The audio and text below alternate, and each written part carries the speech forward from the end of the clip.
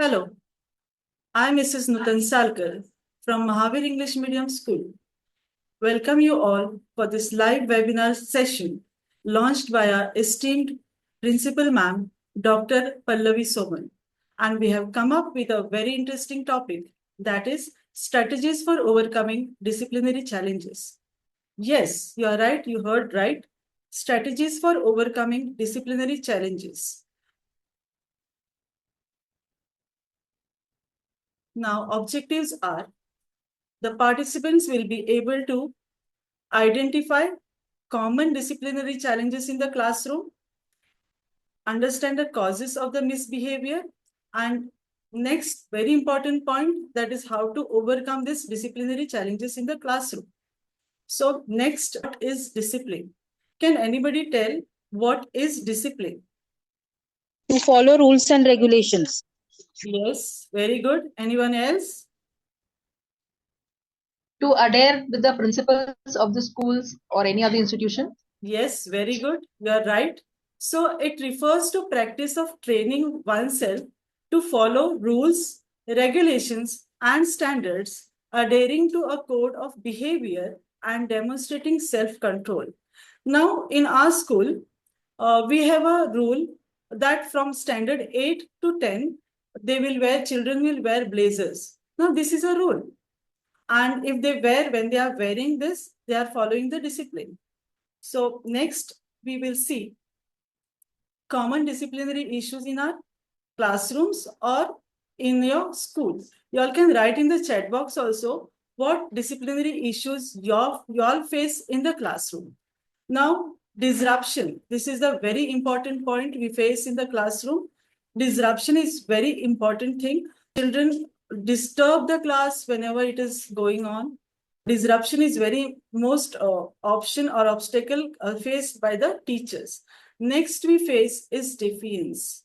Now, children are troubling others. Many of the things are there. And bullying.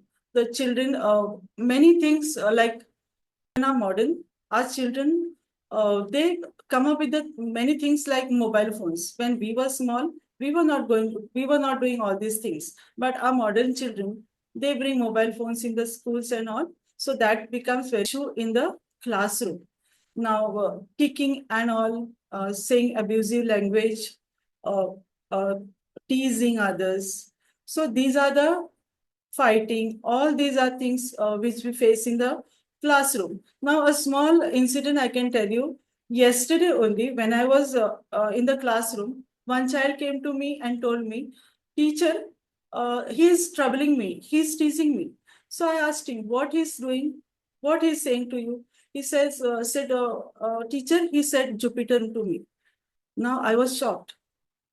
Jupiter, what is this Jupiter? I asked him because in our school, we are having divisions named after the planets.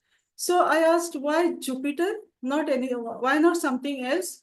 The child said, "My parents dropped me to school every day on the Jupiter scooter." So this was the issue. So you can imagine what issues we can face in the classrooms. Next, we will see the causes of disciplinary issues in the classroom. Now, the disciplinary issues are, there can be many like social, emotional, academic, environmental factors. So also superiority complex, inferiority complex. There are many more issues like academically challenged students, then unable to read and write, attention grabbing students in the class, and so on. Now, overprotected children are there, no guidance at all, developing friendship with bad influences, and prolonged sitting time. Now, the children, those who are overprotected in the at home, those children who are very intelligent, they also create a lot of problem in the classrooms. Now, like if I had a child last year in my class, he was very intelligent. He came from well-to-do family. Parents were also very protective, and they were looking after him, focusing on his studies and all.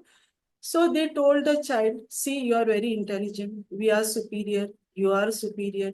So don't pay attention to other children or don't mix up with the other children. So this child was not mixing up with others. And whenever he mixed up, he created a lot of problems because he was treating others uh, third grade. So that created a lot of problems in the classroom. So we had to talk to the child, we had to talk to the parents, we had to do counseling, and the issue was solved afterwards. Now, academically challenged students or weak students also can create a lot of problems. As you know, you all are all teachers. You will agree with me that if the child is very weak in studies, the child can create a lot of problem because whatever is going on in the classroom, he is least bothered or he don't understand what is going on in the classroom. So he creates a lot of problem in the classroom. The child creates a lot of problem in the classroom. Now, there are some attention grabbing students also. They want attention by the teachers, by other students. So they just do something or the other thing all the time to disturb the class or to take the attention of the others. Now, overprotected children or no guidance, those who doesn't have the children who are not guided from home, they also create a lot of problem in the classroom. The most important point is develop friendship with bad influence.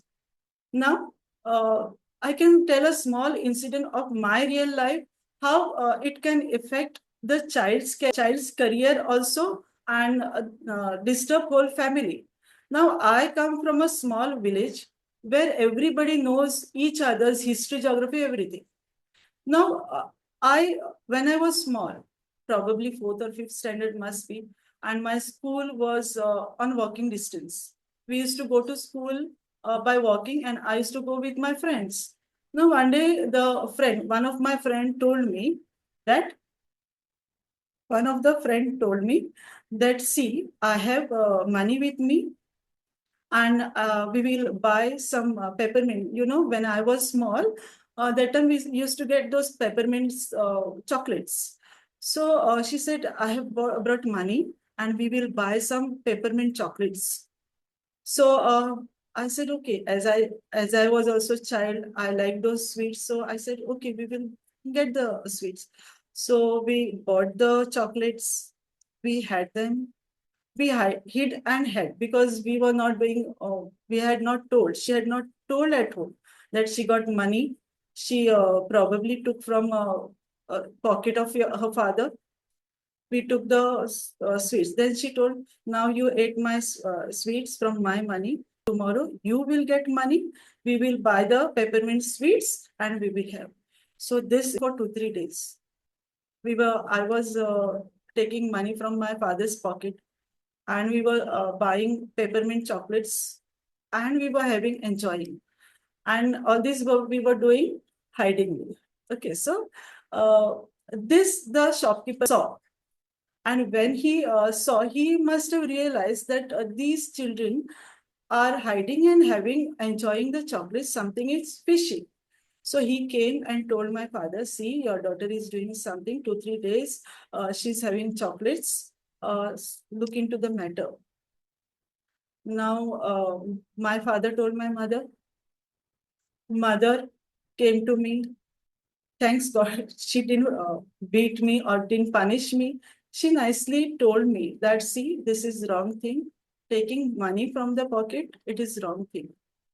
And she said, you want chocolates? Tell me, I will give you. But don't steal. If you want money, you tell me. We will do the things. I can give you the sweets or whatever you want. But this is not the right thing. She nicely told me, and I was agreed. And thank God. Otherwise, I don't know what would have happened. I would not be a teacher. I think so. I must have been something else. So some small incidences or some things, these things can lead to great or many big things that can disrupt or that can influence the child's career. Another most important thing is prolonged sitting time. Now, this is also, if I tell you to sit in one place for 2 3 hours, and listen to me continuously. You will not surf on the mobile. I know you must be serving on the mobile phone also at the same time when I'm talking to you all. But if I tell you, you will not talk to each other, you will not go here and there, you will strictly listen to me for 2 3 hours. You will not move. Is it possible for y'all to listen to me for 2 3 hours continuously? No, I don't think so. And it is definitely no, it is not possible. And how we can expect our children, our students to sit in one place for from 8 o'clock or 9 o'clock till 2:30 or 3 o'clock. Is it possible? No. So that also creates a lot of this misbehavior in the classrooms because they can't sit. Children can't sit in one place. A lot of energy is accumulated in them, and they want to give out, and so they do misbehavior. They misbehave in the classroom. Now, what are the strategies for managing classroom? Preventive measures. We have to tell the children or announce in the classroom what the teacher expect from the children. What are the rules and regulations? Next, establish clear rules and expectation. Write some rules, what you expect from the children. Write them on the wall or put them on the notice board that you expect these things from the children. And whenever they do some misbehave, you just remind them, these are the rules, you have to follow them. Next thing is building positive relationship. You have to be friendly, little bit friendly. Don't be as a teacher to them every time, just shouting or yelling at them.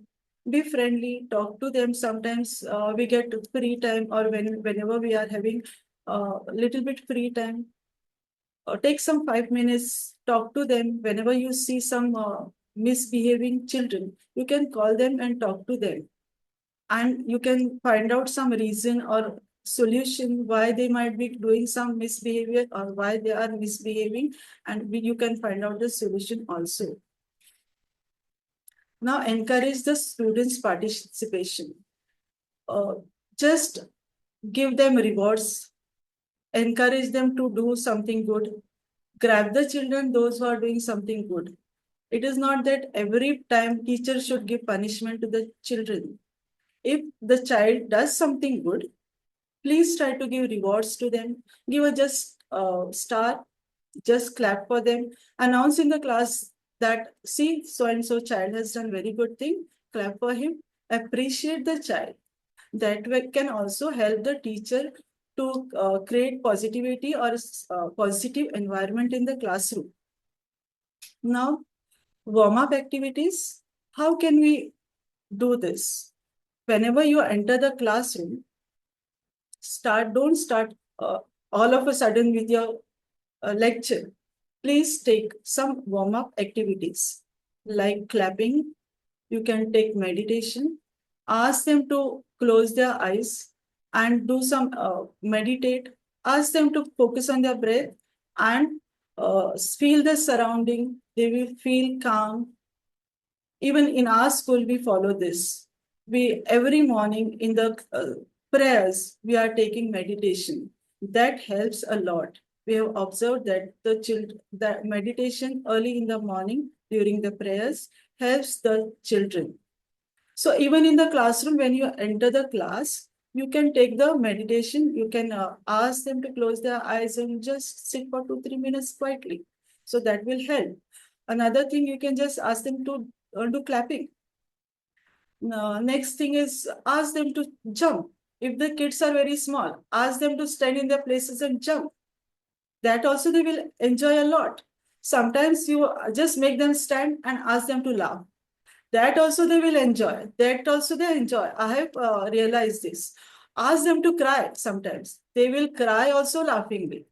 And after doing this practice for 2 3 days, you will realize that children wait to give these orders or to give this command to stand up and jump or stand up and clap. All these things they enjoy, and that helps the teacher to manage the classroom.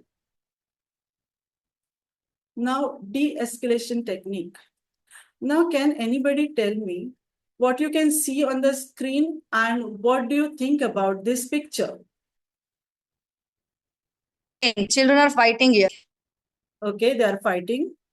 They don't have self May control. I? Yes, I'm not getting you. Please, can you? Yeah, they are not having self control. Yes. Yeah. They're very angry. They are aggressive. Yes, very good. Aggressive. They are aggressive. Aggressive behavior. Yes. Anything else anybody can tell? They Yes, are showing their. They are hyper. Yes, they are hyper. Yes, so the children you can see on the screen, they are hyper, they are fighting, One, shout. Yes. I want to say that the right one is already irritated by the left one. So that's why I think he is giving him the reaction. That's it. Yes, very good, Gitanjali ma'am. You are right. The children are fighting very badly. See, the things are thrown here and there. So the things, and they are kicking each other, you can see. They must be shouting also. So what is this? This is escalation. This is escalation. Their emotions are raised up. Their emotions are very bad.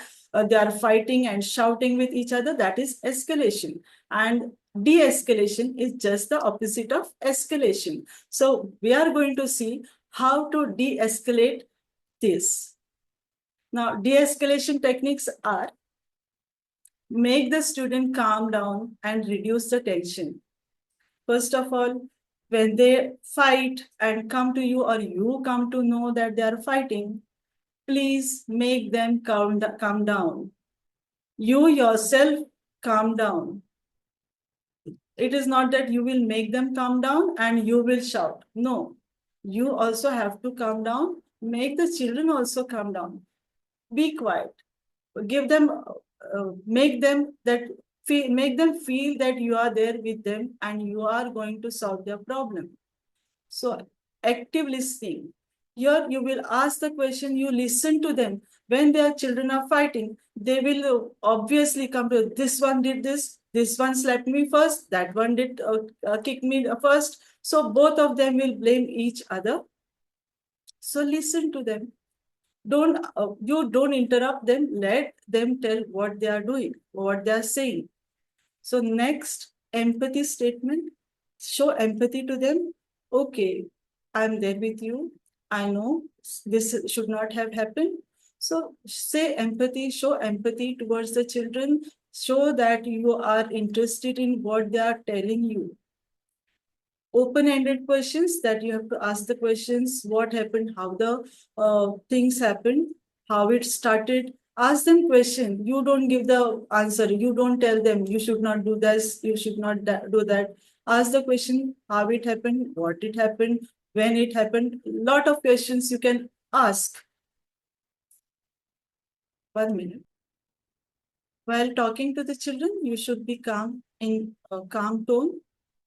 Next, problem solving. After listening to the child, you can decide how serious the matter is, and you can decide how to solve. If the issue is very serious, you have to take, according to that, the measures have to be taken. If the issue is very serious, call the parents. You can send the children to the counselor. Now, every school is having counselors, so we can send our children to the counselor for counseling, and the problems can be solved. You can decide according to the seriousness whether to call the parents and talk to them, talk to the children first of all. So all these things we have to do. Now, managing chaos. How to manage chaos? Whenever we enter the class, one teacher is entering the class, the other teacher is coming out of the class. So that moment is enough for the children to make chaos in the classroom. And for the teacher, it takes 5 minutes sometimes 10 minutes to calm them down. So whenever you enter the class, how to manage the chaos? Stop, and first of all, you just enter the class, wish the children, if it is the morning, if it is morning time, wish them good morning till all the children stand up and wish you. You will see that after saying 2-3 times, the children will slowly stand up and wish you, and they will calm down. So according to that, you have to decide, wish them till they stand up.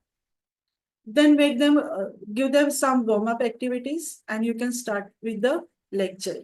Now, suppose sometimes it happens that the lecture is going on and suddenly the some child gets up and does something, and whole class gets disturbed. Now, what you will do? You can stop the lecture, freeze your lecture, and tell the children that I will not continue until and unless you are you keep quiet, or the class is silent.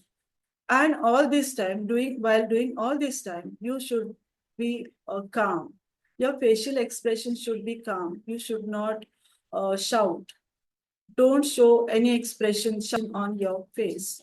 Speak calmly and clearly to the children. Visual reminders you can give that these are the rules. You should not misbehave in the class.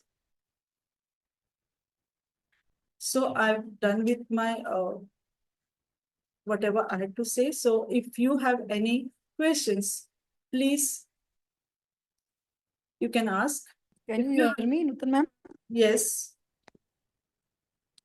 I wanted to ask that whatever techniques, it was a wonderful session, first of all.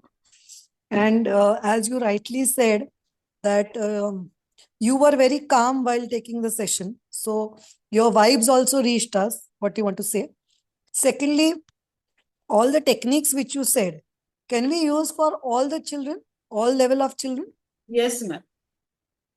Okay. Yes. But maybe the intensity is different? Yes. According to the standard or grade wise, the intensity. Suppose if I've said that in warm-up activities, make the children jump in one place. Now, if the child is in 10th standard, he will not be able to stand and jump in his place. So that technique you can use in the pre-primary level or primary level.